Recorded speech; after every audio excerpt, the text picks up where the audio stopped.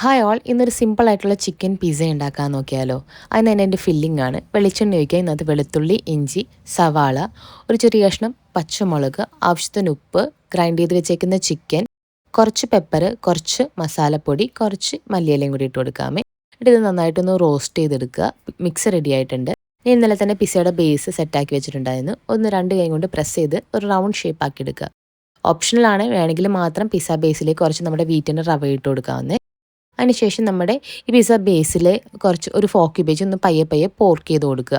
അതിനുശേഷം pizza sauce അത് readymade മേടിച്ചതാണ്, അത് നന്നായിട്ടൊന്ന് സ്പ്രെഡ് ചെയ്ത് കൊടുക്കുക. അങ്ങനെ നമ്മുടെ ഈ ചിക്കൻ്റെ മിക്സ് ഉണ്ടല്ലോ, അതും നന്നായിട്ടൊന്ന് സ്പ്രെഡ് ചെയ്ത് കൊടുക്കുക. ഇതിലേക്ക് കുറച്ച് ക്യാപ്സിക്കവും ഇട്ട് കൊടുക്കുക. അടുത്ത് നമ്മുടെ ചില്ലി ഫ്ലേക്സും ഒറിഗാനോവും അത് നന്നായിട്ടൊന്ന് സ്പ്രിങ്കിൾ ചെയ്ത് കൊടുക്കുക. മെയിൻ ഇൻഗ്രീഡിയൻ്റ് ആയിട്ടുള്ള ചീസ് നന്നായിട്ട് ഫില്ല് ചെയ്ത് കൊടുക്കുക. 180 ഡിഗ്രി ഒരു 15 മിനിറ്റ്സിൽ എയർ ഫ്രയറിൽ വെച്ചിട്ടുണ്ടെങ്കിൽ നമ്മുടെ പിസ്സ റെഡി ആയിട്ടുണ്ട്.